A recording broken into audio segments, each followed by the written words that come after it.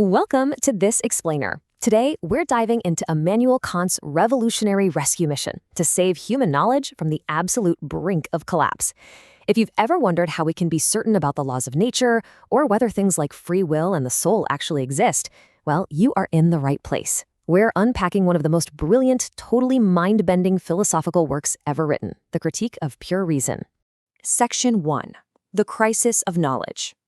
To really understand Kant's breakthrough, we first need to look at the bitter philosophical conflict of the European Enlightenment that he was desperately trying to solve. Philosophy had essentially driven itself into a ditch, and it was split into two completely opposite camps. Okay, let's dive into this fundamental divide. On one side, you have the rationalists, think Descartes and Leibniz, who believed true knowledge comes from pure reason alone. But they had a massive problem. They were making these huge, unprovable claims about God and the soul that just couldn't be tested. On the flip side, the empiricists, like David Hume, argued all knowledge has to originate from sensory experience. But they ended up in radical skepticism, literally doubting if we can know anything for certain, even basic cause and effect. Kant saw that both sides had hit a total dead end. Before solving the crisis, Kant establishes some ground rules about how we actually know things. He says knowledge is either a priori, meaning it's universally true regardless of experience, kind of like math. You don't need to inspect every single triangle in the universe to know it has three sides. Or knowledge is a posteriori, meaning you have to observe it to know it, like looking out the window to see if it's raining or seeing that the table sitting in front of you is brown. He also separates our actual statements or judgments into two types. Analytic judgments merely clarify definitions. So if I say all bachelors are unmarried, I'm not telling you anything new. The definition of a bachelor is literally an unmarried man. But synthetic judgments actually expand our understanding of the world. Saying the dog is sleeping on the couch synthesizes two entirely separate ideas and adds brand new information. And this brings us to the core puzzle of the entire explainer. How can we learn something entirely new about the world that is also universally and necessarily true, all without needing to physically observe it? Kant called these synthetic a priori judgments.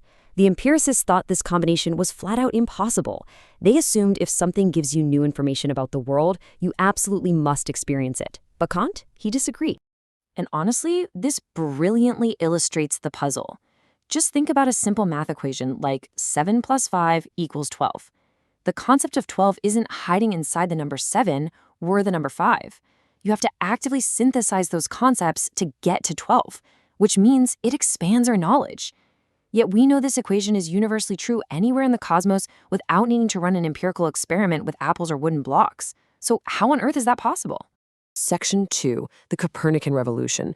To solve this massive problem, Kant steps in and completely flips our perspective on reality itself.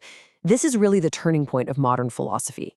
Historically, philosophers assumed that the human mind was essentially a mirror, passively trying to conform to the external objects it perceived. But Kant proposes a radical shift. Just like Copernicus proved the Earth orbits the sun and not the other way around, Kant argues that the physical world must conform to the inherent structured filters of our own minds.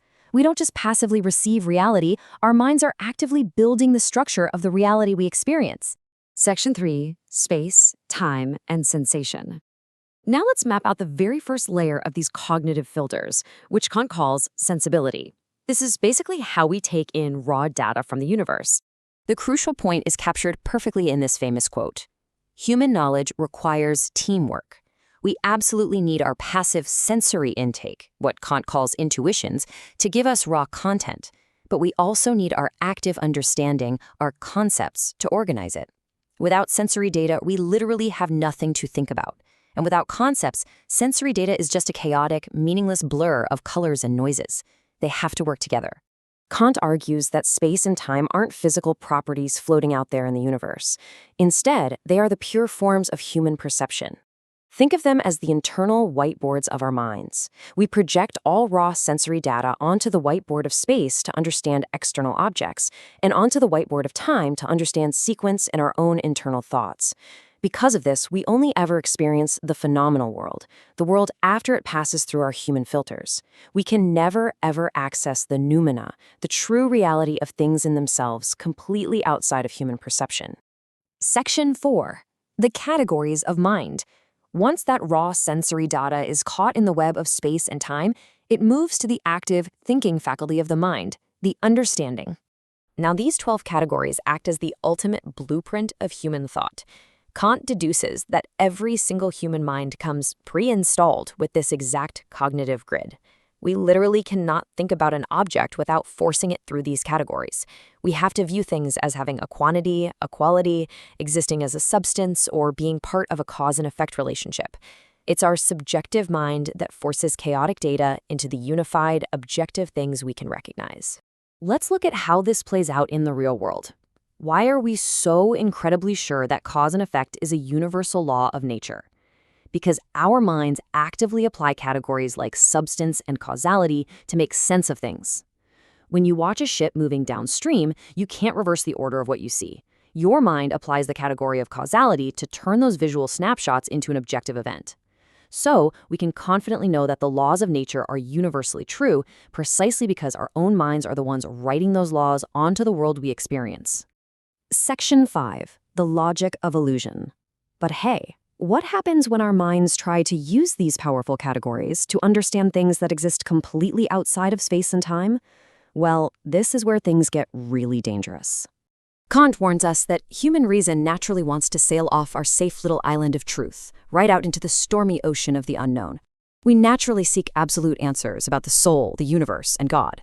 But because our mental categories only work on sensory data in space and time, applying them to the unobservable noumenal realm creates what Kant calls transcendental illusions. We end up with paralogisms, which are flawed logical loops that falsely try to prove the soul is an immortal substance, and antinomies, which are deep structural contradictions about the cosmos. Let's look at the antinomies and see how this builds, because this is honestly one of Kant's greatest strokes of genius. Take this classic debate: do we have free will, or are we just biological machines strictly determined by the laws of physics?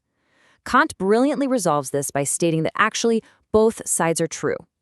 Determinism perfectly rules the phenomenal world of science.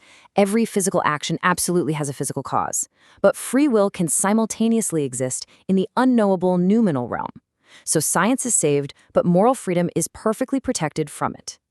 Kant then turns his sights on rational theology, specifically the argument that God must exist simply because God is defined as the most perfect possible being.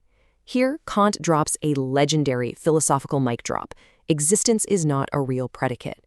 He entirely destroys the idea that you can define a perfect being into existence simply by treating existence as a logical property, like being round or being blue. He proves this by showing that the concept of 100 imaginary coins, which he calls thalers, is absolutely identical in its definition to 100 real coins. The concept of the money doesn't change one bit whether it's in your imagination or jingling in their pocket. The tragic difference is whether it actually pays your rent, meaning existence must always be verified by empirical experience. You cannot prove God exists through abstract logic alone. Human reason just isn't equipped for it. Section 6. The Critical System's Legacy. After relentlessly demolishing speculative metaphysics and proving what we simply cannot know, Kant reconstructs philosophy on a practical, intensely stable foundation. By sequentially organizing human cognition through these exact structural steps, Kant permanently shifted philosophy. He basically forced us to stop blindly guessing about the nature of the universe and instead rigorously analyze the human mind itself. He showed that our reason is best used not for theoretical speculation about the divine, but as a practical compass to guide our science and, ultimately, our morality. As we wrap up this explainer, I'm going to leave you with a rather provocative thought. You see, Kant successfully saved the rigorous laws of science, and he protected the beautiful concept of human moral freedom. But the price he paid was monumental. He forever locked us out of knowing reality as it truly is. We are perfectly safe on our little island of truth, but we're surrounded by an infinite, unknowable reality that we can never truly touch. What exactly is out there in the dark? Well, it's a question that has haunted philosophy ever since. Please like and subscribe.